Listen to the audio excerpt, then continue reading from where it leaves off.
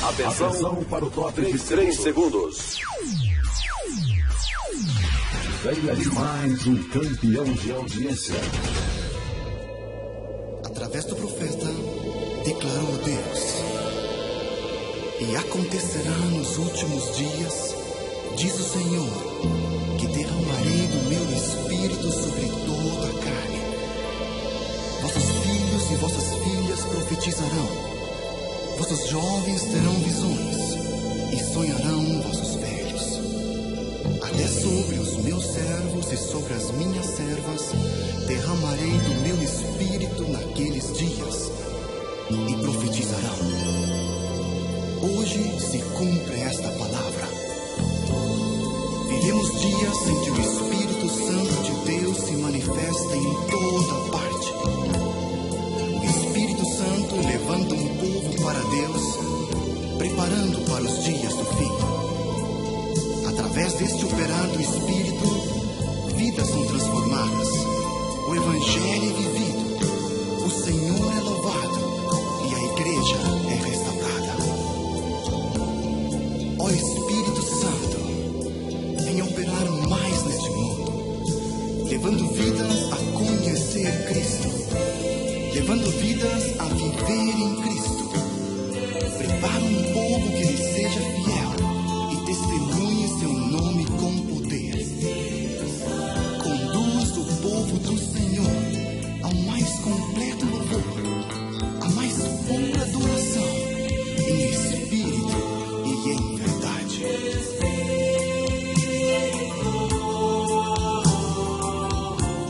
Espírito Santo de Deus, vem controlar todo o meu ser, vem dirigir o meu viver, o meu pensar, o meu falar, o meu sentir, o meu agir.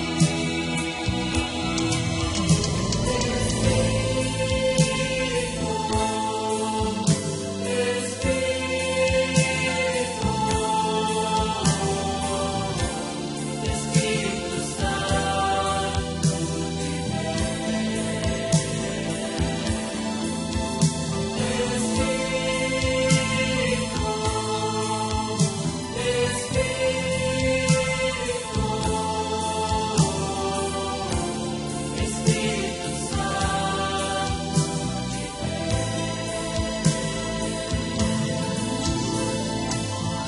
vem controlar todo o meu ser,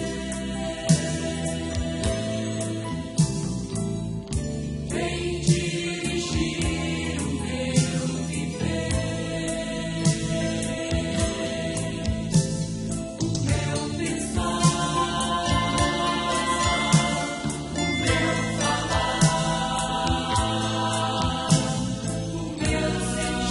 o meu Espírito Santo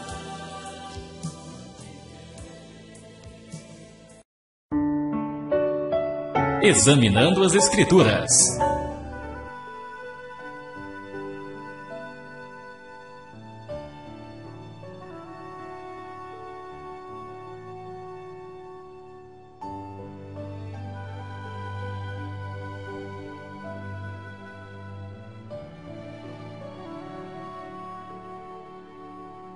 O apóstolo João continua falando do amor, e agora ele vem a um ponto em que ele dá algumas algumas pistas de como identificar aqueles irmãos a quem nos é dito aqui para amarmos. No versículo 2, nisto conhecemos que amamos os filhos de Deus.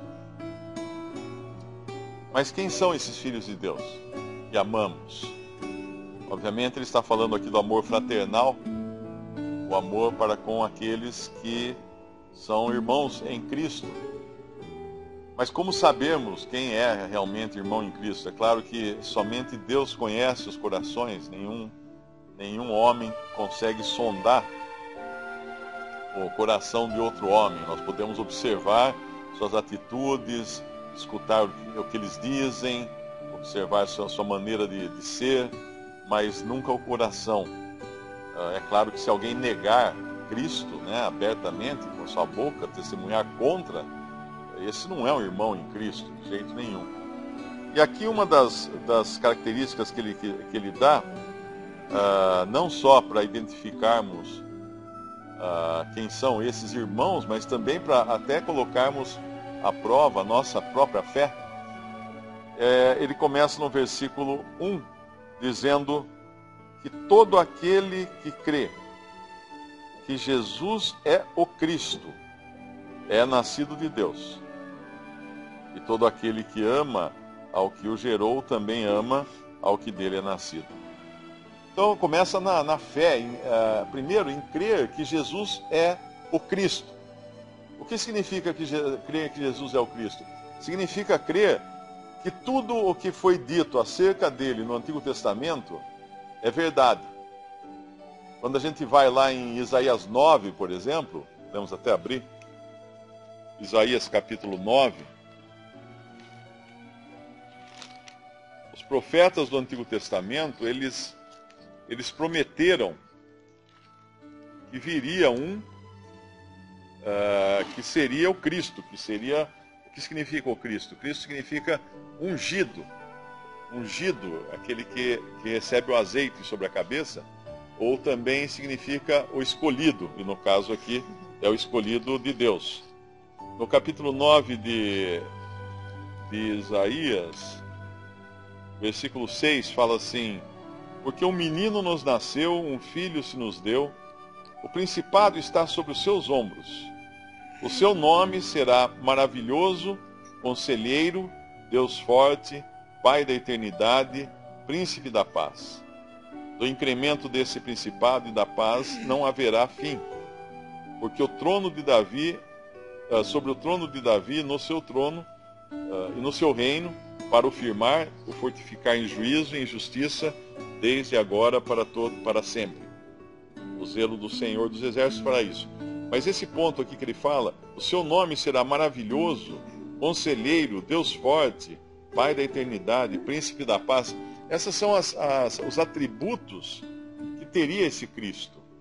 Quando o Senhor Jesus chegou ao mundo, em Mateus, no Evangelho de Mateus, nós vemos várias vezes, aliás, é o Evangelho que tem mais citações do Antigo Testamento, sempre dizendo, aconteceu isso como fora predito pelos profetas, e daí ele cita uma previsão, uma profecia do Antigo Testamento. Então, uma das características daquele que realmente é convertido a Cristo é que ele crê que Jesus é o Cristo, ele crê que Jesus é o prometido por Deus no Antigo Testamento, ele é o Messias de Israel, ele é aquele que Deus havia dito que viria e que tomaria todo o poder e seria Senhor de todas as coisas.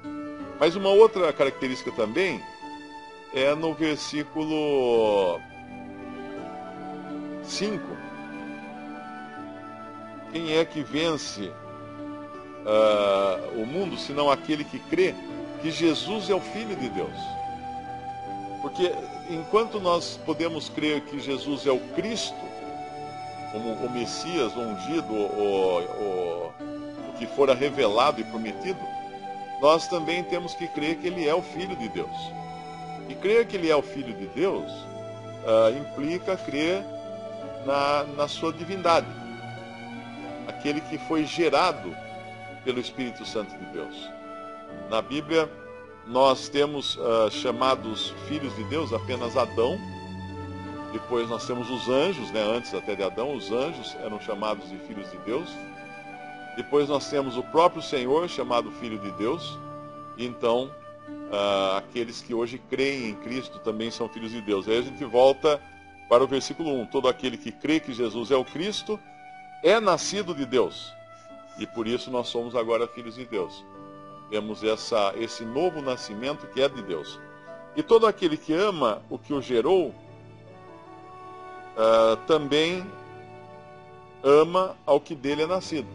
Então agora essa é uma segunda característica daquele que realmente é salvo por Cristo. Ele ama a Deus Pai, porque nós fomos gerados de novo agora por Deus. A nova vida que temos em nós é uma vida que veio de Deus. E por termos essa nova vida, nós amamos aquele que nos gerou. Amamos o Pai, a Deus que nos gerou.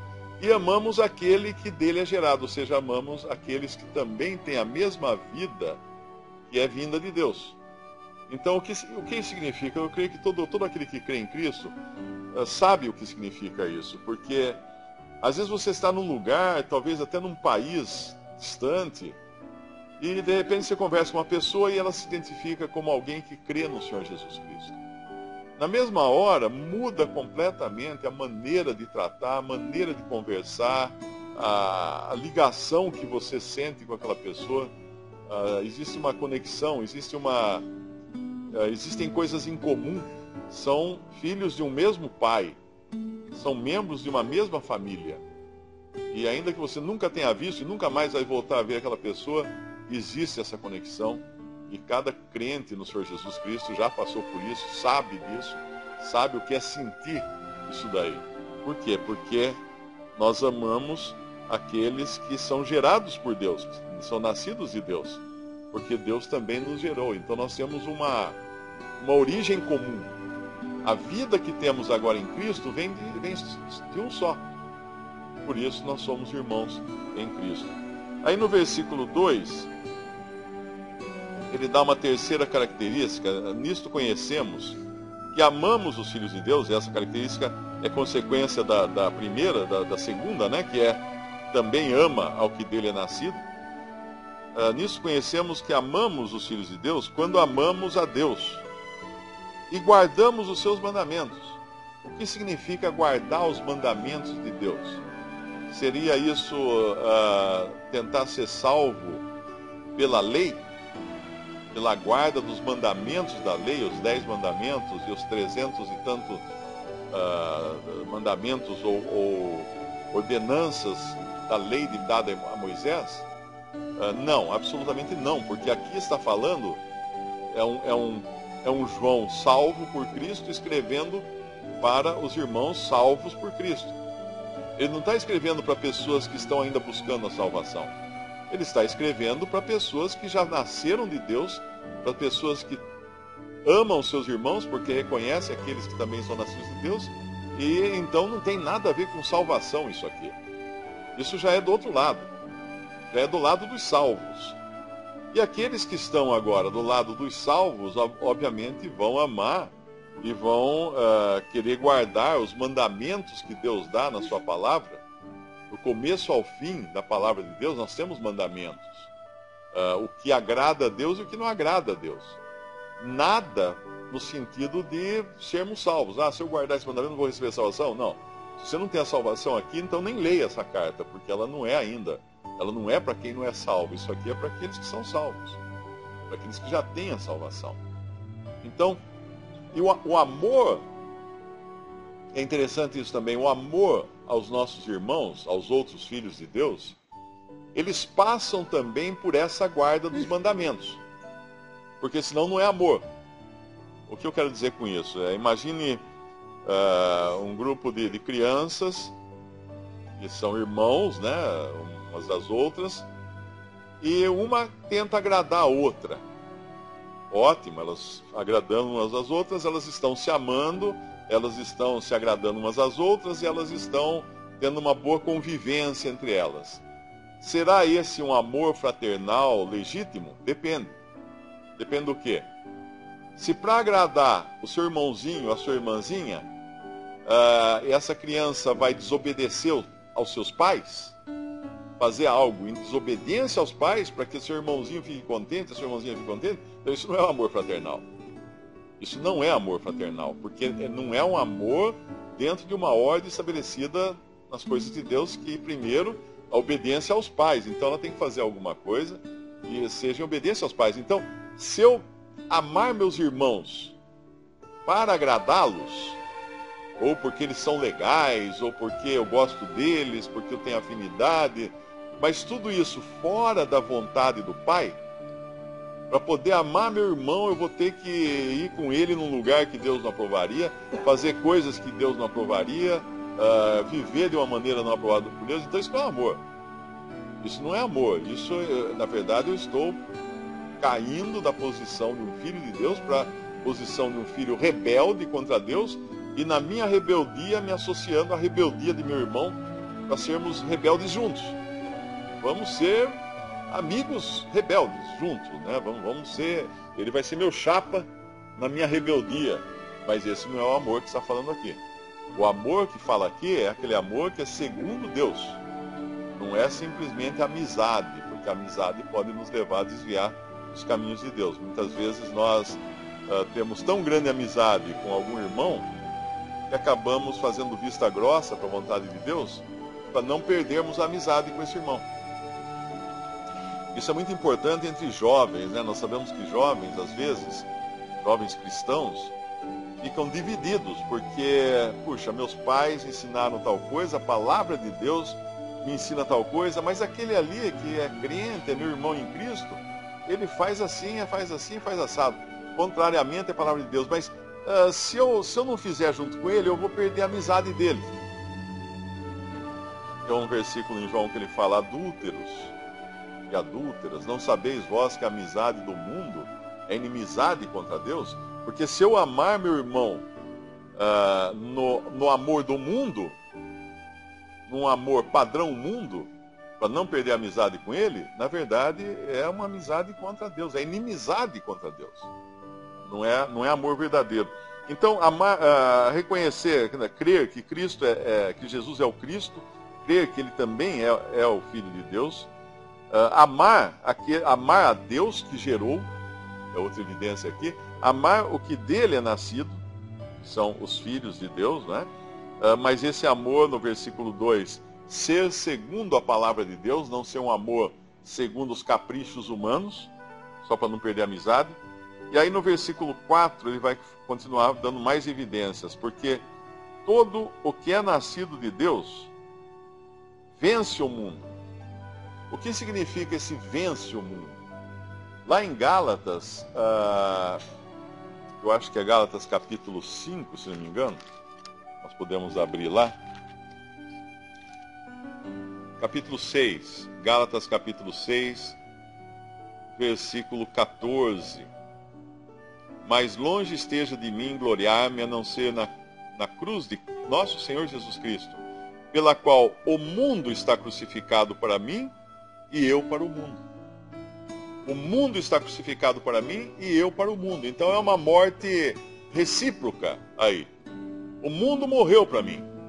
Acabou o mundo para mim. E eu acabei para o mundo. Eu morri para o mundo. Aliás, em Gálatas são 5 vezes que nos é dito do papel do cristão como crucificado, como morto.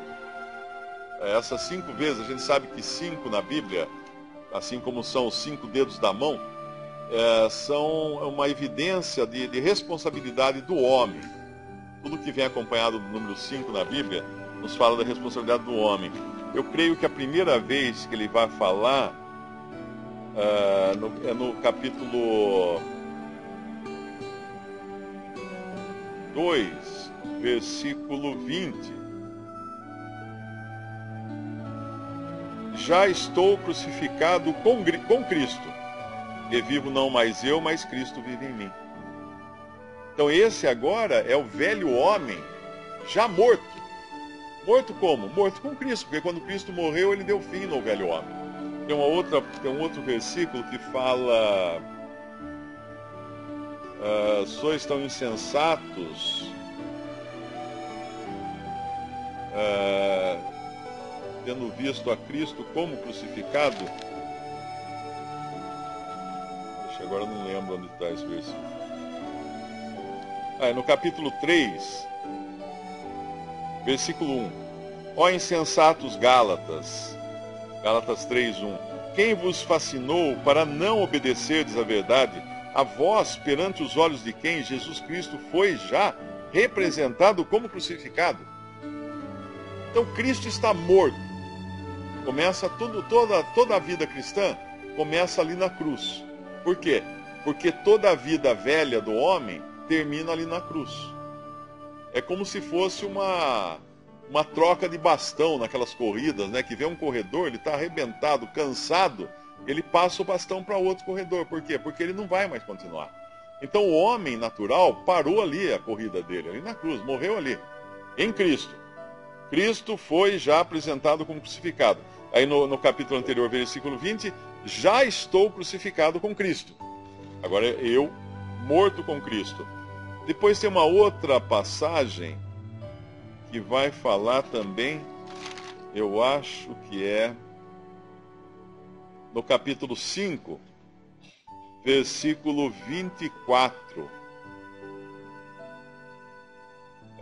Lendo primeiro o versículo 22, de Gálatas 5, mas o fruto do Espírito é caridade, gozo, paz, longanimidade, benignidade, bondade, fé, mansidão, temperança. Contra estas coisas não há lei. Agora veja que interessante, né? Eu aprendi quando estava na escola que quando nós falamos plural, nós temos que colocar um S. Então aqui, em português correto, seria: os frutos do Espírito são caridade, gozo, paz, longanimidade, benignidade, bondade, fé, mansidão, temperança. Mas acontece que não são frutos do Espírito, é o fruto do Espírito. Ou seja, a consequência do Espírito Santo em nós é um pacote de coisas. É o pacote todo. É o fruto. E é interessante entender o porquê desse o fruto, porque essas coisas aqui, olha, caridade, gozo, paz, longanimidade, benignidade, bondade, fé, mansidão, temperança, essas coisas são encontradas em qualquer ser humano. Você vai encontrar um ser humano que ele é muito carinhoso, outro tem muita alegria, outro sente muita paz, outro é muito longânimo ou paciente, outro é muito benigno, outro tem muita bondade, o outro tem muita fé, ele joga na loteria toda semana, tendo fé que vai ficar rico. O outro tem mansidão, o outro tem temperança. Mas eu pergunto, é disso que ele está falando aqui? De qualidades humanas? Não, ele está falando aqui do fruto do Espírito. Que é uma coisa sobrenatural, não são qualidades humanas naturais do homem, do velho homem criado da linhagem de Adão. Não. Ele está falando agora da consequência da habitação do Espírito no crente. E essa consequência é o fruto. E esse fruto, ele cresce de maneira harmônica na sua... ele já está perfeito, né? Em todas essas qualidades o crente já tem, porque ele tem uma nova vida nele. Mas ele não expressa todas elas ao mesmo tempo, nem sempre. E aí entra o erro que nós cometemos. Porque se eu tiver muita caridade, mas não tiver nenhum gozo, nenhuma paz, nenhuma longanimidade, nenhuma benignidade, nenhuma bondade, nenhuma fé, nenhuma mansidão, nenhuma temperança, eu vou ser como aquela maçã que a gente vai às vezes na feira, e tem todas as maçãs, são todas iguaizinhas, bonitinhas, né, no formato certinho, mas aí tem uma que tem um calombo. Ela tem um calombo, ela não foi pega no controle de qualidade, passou. E é uma maçã que ela é deformada, porque ela tem um lugar dela que está um calombo, tem uma bolota no lugar dela. A gente já viu isso aí, batata, às vezes você vê uma batata que tem um negócio estranho, sabe? O que é isso? É um fruto que não está se expressando de maneira harmoniosa, com todas essas qualidades crescendo juntamente, como seria um fruto normal. Então esse fruto do Espírito nós temos já, mas nem sempre expressamos ele como deveríamos. E aí então... é o que fala, contra essas coisas não há lei. E aí vem o versículo 24 de Gálatas 5, e os que são de Cristo crucificaram a carne com suas paixões e concupiscências. Agora, é o lado do homem na coisa. Porque eu estou crucificado com Cristo, como foi lido no outro versículo. E agora, porque eu estou crucificado com Cristo, eu crucifico a carne. Ou seja, eu coloco a carne num lugar de morte. Eu não sou mais guiado pela carne, ou não deveria ser, não é? Nós sabemos que nem sempre acontece isso, nós damos vazão à carne para obedecermos às suas concupiscências. Mas não deveria, porque se o velho homem está morto, eu devo tratá-lo como morto, eu não posso escutar nada vindo dele. Seria mais ou menos como se eu tivesse um cadáver de mim na minha casa, e de vez em quando esse cadáver fala, Mário, faça isso. Pera, o que você está falando? Eu não tenho nada com você está morto. Você não pode me dar ordens mais. Porém, triste é que às vezes nós obedecemos essas ordens que o nosso velho homem dá. Porque apesar dele já estar morto, na condição de morto, posicionalmente morto, né? Nós sabemos que o pecado, o velho homem de pecado, ele está em nós. Não o pecado, porque no sentido de salvos, né? Nós somos salvos por Cristo, os nossos pecados foram perdoados, não somos mais vistos por pecadores diante aos olhos de Deus, e sim como pecadores perdoados, salvos, lavados pelo sangue de Cristo. Mas tem esse cara lá, esse velho homem lá que fica dando ordens pra gente. E o que tem que fazer? Você está morto. Os que são de Cristo crucificaram a carne com as suas paixões. E aí a gente vai para aqueles dois últimos, no versículo 14 do capítulo 6. O mundo está crucificado para mim e eu para o mundo. E voltando aqui ao nosso capítulo 5 de 1 João, versículo 4, porque todo o que é nascido de Deus vence o mundo. O que significa vence o mundo? Ele olha para o mundo como morto, ele superou o mundo. Ele superou. Às vezes a gente fica admirado de ver a que ponto chegam as pessoas, né? A gente vê aí no noticiário esses homens que têm sido presos por corrupção, bilionários, quantidade de dinheiro assim que eles, em uma vida, eles não seriam capazes de gastar. E, no entanto, eles não pararam a sua cobiça. Continuaram roubando, desviando, corrompendo, sendo corrompidos. O que é isso? É simples explicar o que é isso. A única vida que eles têm é essa. A única vida que um incrédulo tem é nesse mundo. Se ele não aproveitar a vida que ele tem nesse mundo, o que vai sobrar para ele? Não vai sobrar outra.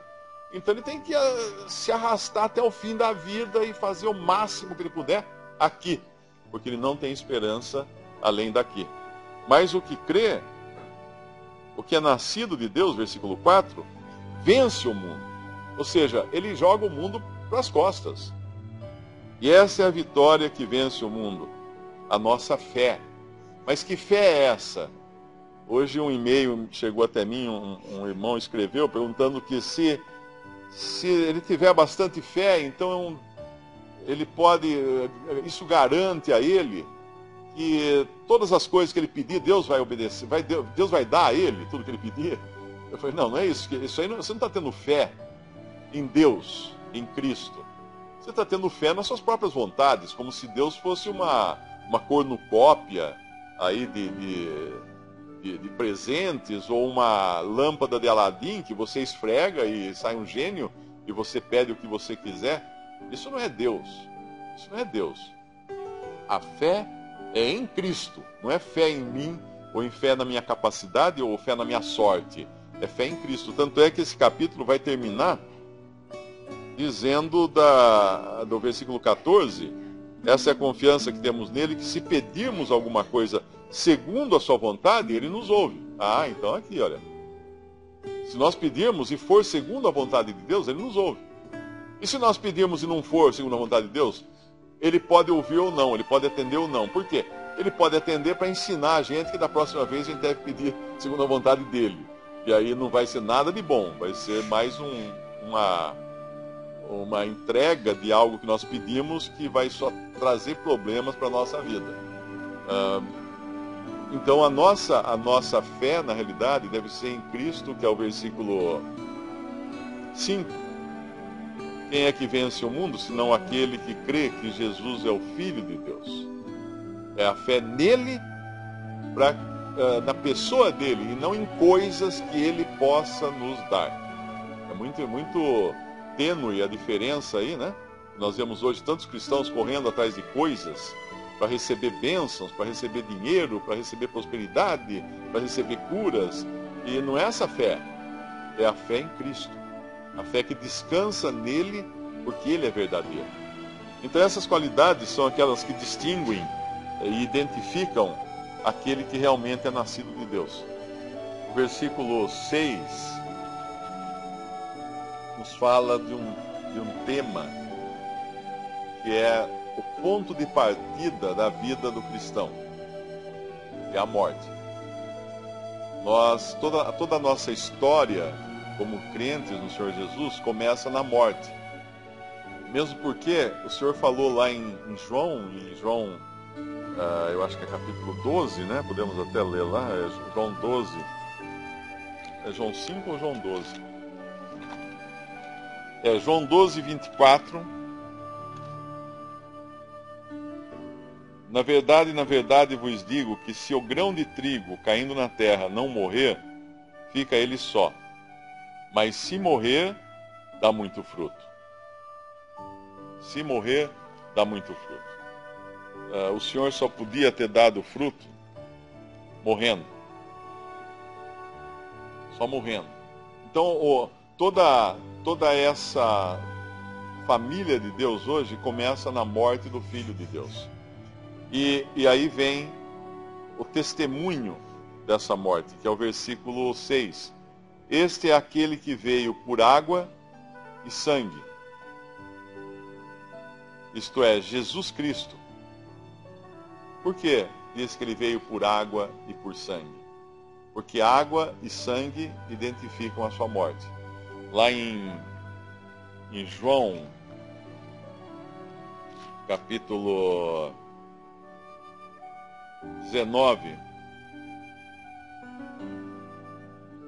nós sabemos que, no capítulo 19, versículo 33, versículo 32 antes, João 19, 32, foram, pois, os soldados e, na verdade, quebraram as pernas ao primeiro e ao outro que com ele fora crucificado.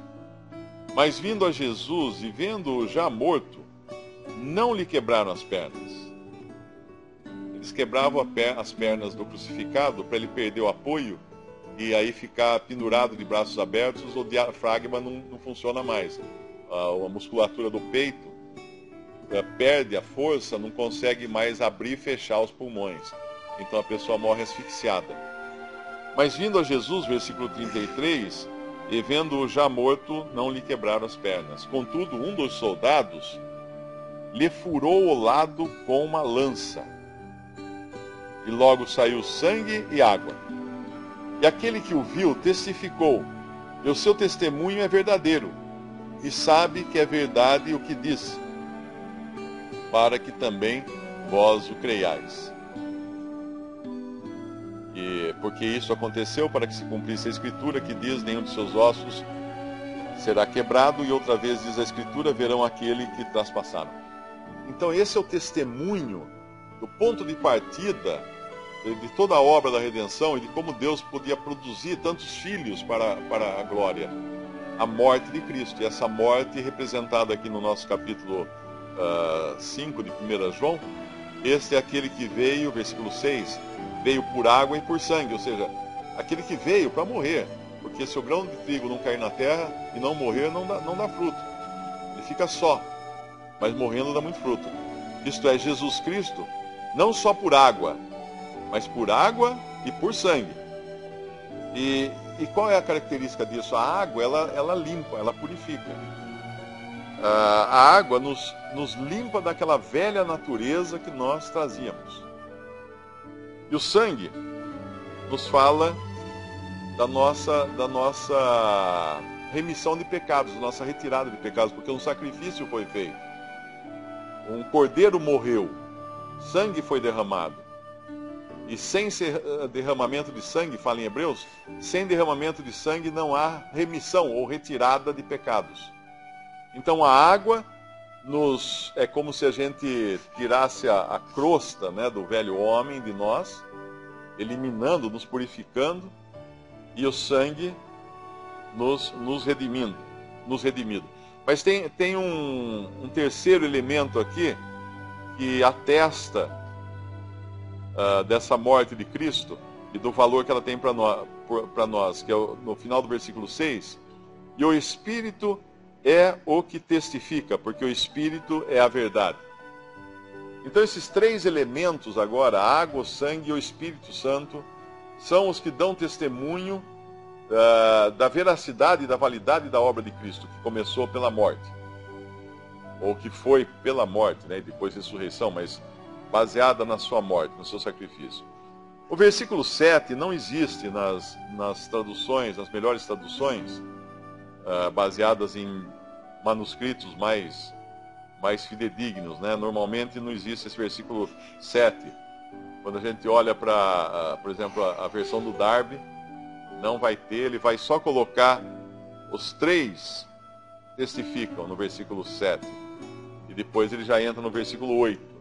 E algumas traduções católicas também, ele só coloca assim, começa só, são três os que testificam, mas não fala no céu e nada disso. Então, esses três aparecem aqui testificando no versículo 6. E agora o testemunho no crente. Porque se o testemunho, de uma maneira geral, vem no versículo 6, começando por água, que é a eliminação da velha natureza, por sangue, que é a eliminação dos pecados, e pelo Espírito Santo, que confirmou, assim, a obra de Cristo, agora, o que em nós testifica? É o versículo 8.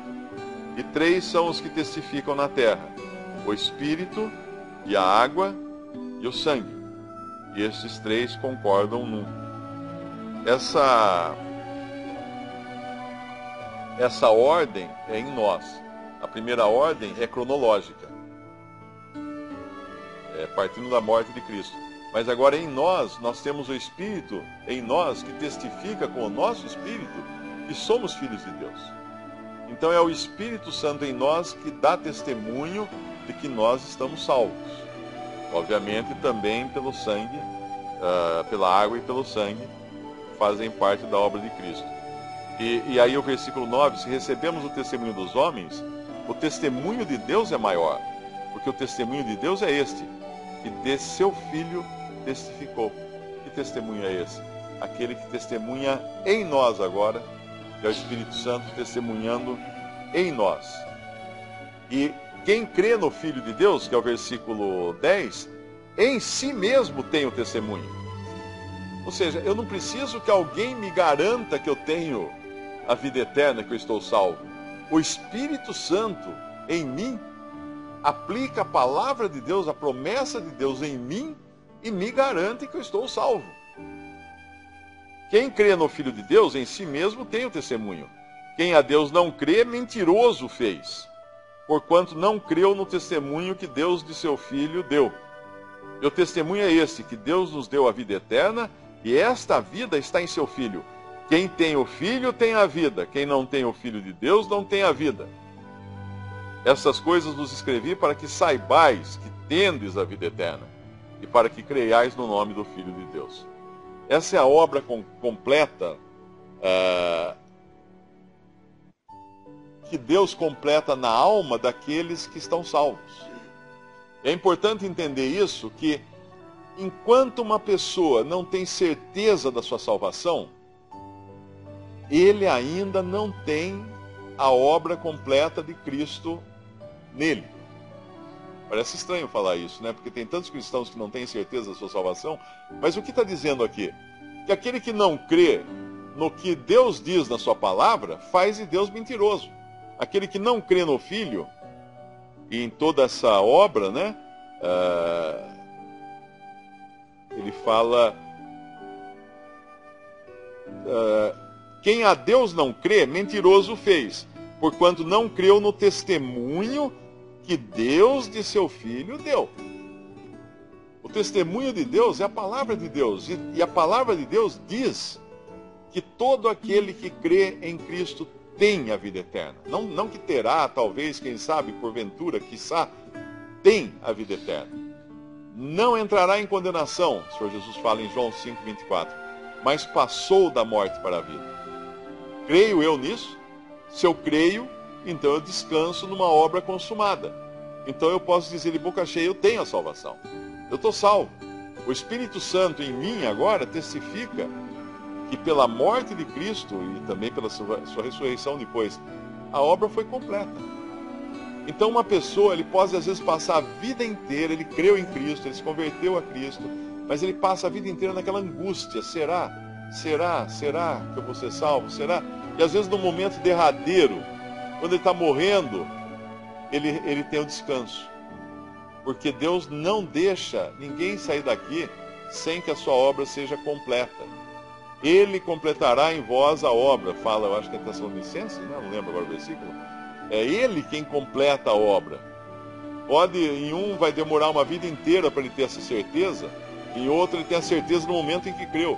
Porque se ele não tem a certeza, ele não creu totalmente no testemunho de Deus.